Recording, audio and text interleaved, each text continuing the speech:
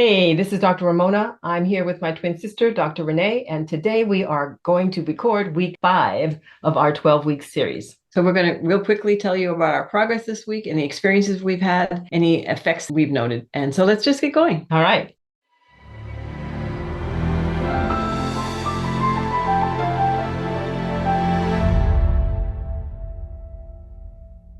Let's talk about week 5. Our theme this week was remember what you're doing.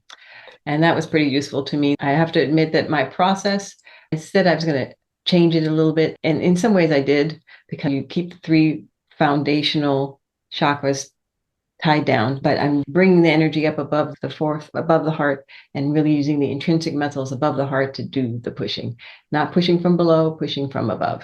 So that was the change for me. And after you had mentioned the mudra, I decided to go ahead and add the mudra in with the hands to assist the mechanical process, mechanical pushing. So those are the 2 things that I remember what you're doing. My intention was actualize mind over body.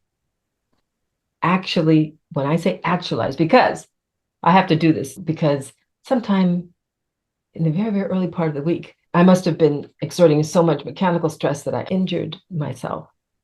So I couldn't actually do it. And so my intention for the week became to use my mind to make it happen anyway. That's what my push has been this week. That's a big learning. Ultimately, the mechanical stress changes. Yes, it pushes up against the pineal gland, but we really need to be using our mind to do this. And I think, as my experience is showing me, it's not so much about using the body to make this happen. You've got to do it from within. The pressure comes from within, and it keeps getting further and further within. So it transitions into a mental pressure. So for me, it has. I didn't have any choice. That's why I thought it was an interesting coincidence to help me to transition to using the mind to impact my physical sensations, impact the body in a very real and every morning way. Because if I use too much mechanical pressure, because I was still pulling it in and locking it down, but that was all I could do. Literally all I could do. Any other kind of mechanical stress, and it was painful. So yeah, I had to think, visualize, focus, actualize that actual movement. It was cool. So there you go. There are no coincidences. It's like, I stop this, too much mechanical. You got to be using your mind to make this happen. And then we go beyond the mind. So the whole point is to go from the body to the mind and beyond. And it was just a real physical example for you. So let's move on to the experience this week. Using that mudra to assist the mechanical pushing did really help. But you know what? I believe what it helped with, it was not just the pushing, it was the focus. Didn't we just mention that? It was the focus. It's almost like it increased the focus on the gland. And ultimately, by the end of the week, I wasn't using the mudra because the focus was there. And then occasionally I go back to it and I said, I'm not quite there. And then it helps again. So it pushes right up into where the pineal gland is, and it helps you to laser beam onto it and surround it with the mechanical energy so that it can do its thing. I started with it and then waned using it and using my mind more to create that focus. Let's see what else. Those spikes for me were coming faster and more often. Are they the same? What do they look like? You and I see things differently. I feel stuff, but I know you've always been a more visual quantum seer, and I feel it in the body. Okay, so I don't know. So it's not the same kind of light.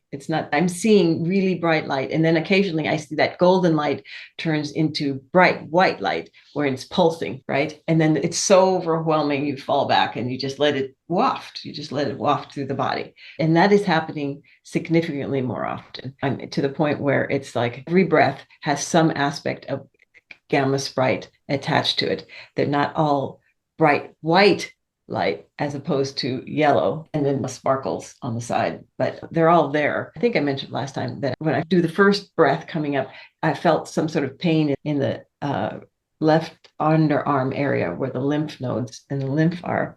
And by the 3rd breath, it would dissipate, but it was fairly painful while the cells in that area were acclimating to the excess higher frequency energy. And that has significantly waned by the end of the week. Now, wait a minute. Did you know that it was something to deal with, or did it just come up as a result of this technique? I think it's the light. I think it's the high frequency light that is activating something in those cells that they weren't yet ready to carry that intensity. And so they've been transmuting. I think they've been transmuting because as the week has gone on and from the very first breath I take it, it's able to handle it much more easily. It's okay. Now I'm there. It's okay. I don't even notice it as much anymore. And so it's not gone, but it's much lighter. And by the third one, the cells in that area are able to metabolize that energy and eat it up and continue on. So I think I'm not going to give any thought to what was going on. I just know that there's some change that is happening in those areas for more higher frequency light to be able to be absorbed. That's how I am rationalizing it at the present time because I don't have any other types of tests that are telling me that's what's going on. It's interesting that you should mention that because I was injured this week doing the mechanical pulsations. Do you think that it could have been something similar to you? I think that I'm injured in that area. No, it doesn't mean that there wasn't an injury there, but I don't think that the breath is what caused it.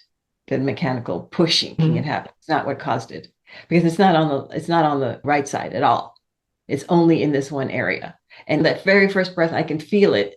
The light bursts and then it wafts down the arm and then there's pain. So to me, that's suggesting that the cells in that area are saying, I'm not ready for this kind of light. And let me figure out how to eat this. Help me be exposed to this. And so that's what I'm doing. I just keep going. And there's no way I'm going to stop because it's getting less. And that's my indication that this is getting better. They're metabolizing the energy that I'm offering, that is being offered from the gamma sprite down through the pineal, the body and the spine into the different areas of the nerves. They're absorbing and changing. Paramahansa Yogananda always said that. He said, you can't just go from being a regular person to being a yogi. The body and the blood has to change. It has to be able to carry the frequency of this superluminal light. And that's what we got to do. So that's how I'm seeing it. Okay. What I'm trying to say is, did I experience something similar to you, but interpreted it as an injury when it's not?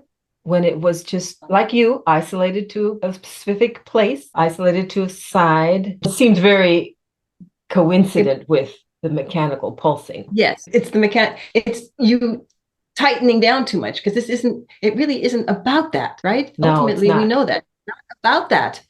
This is just an assist. It's not like you got to put a vice clamp on it. You don't have to. You need to just get the current flowing. But once it's flowing, you don't have to be in this state so much for the entire 45 minutes to an hour, depending on how long you work it. You can't be that way. It's got to flow.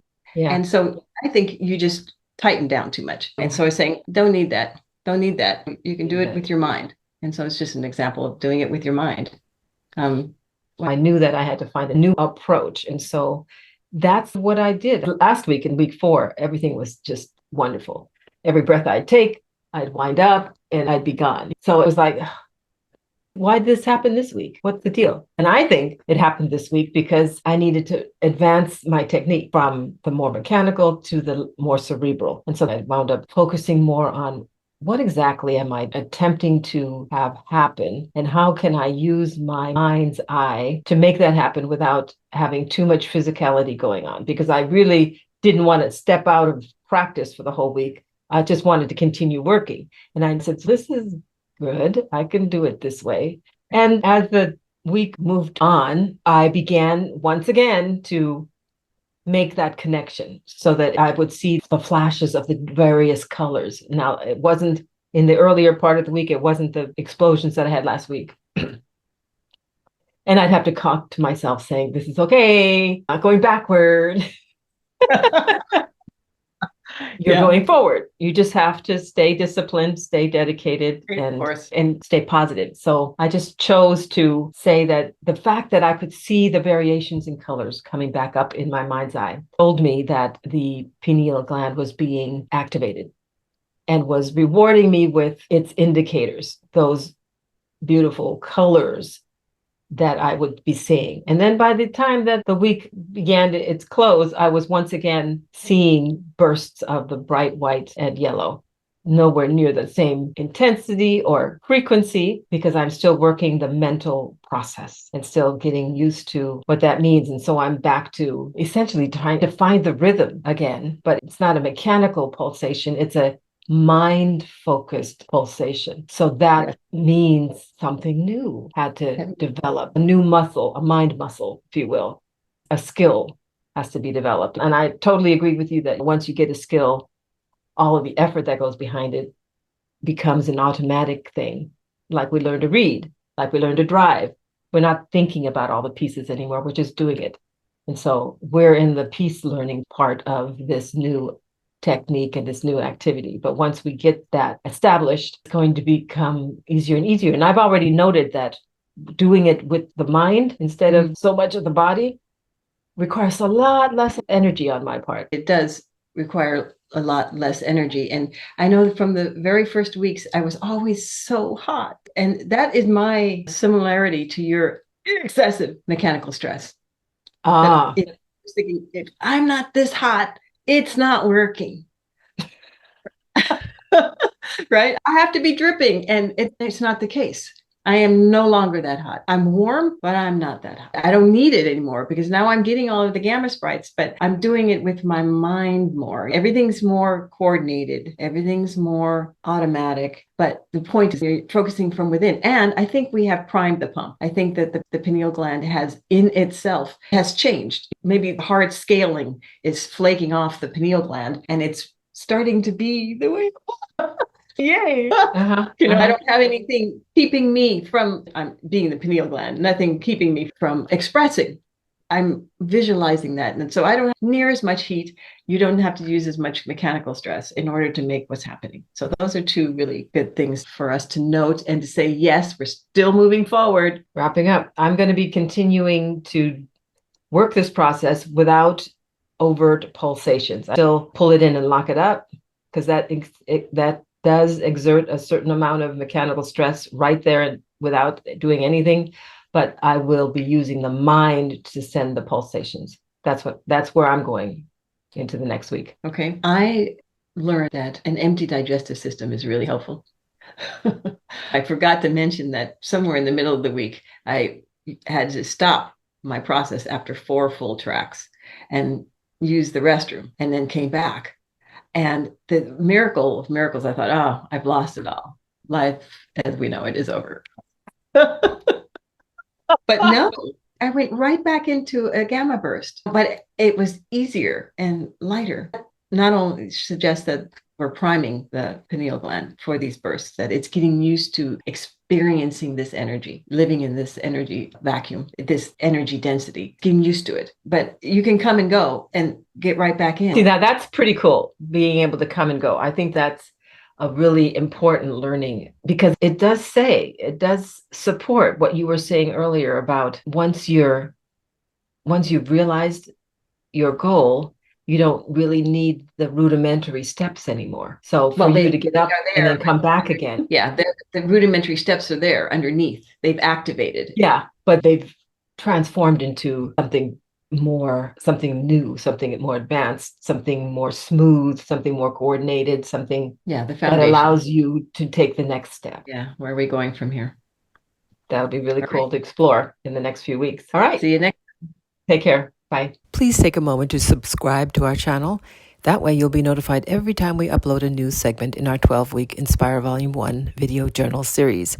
If you'd like to start your own journey, you can purchase Dr. Joe's Inspire Volume 1 10 Tracks to Master the Breath album using the direct link in the description. Happy breathing!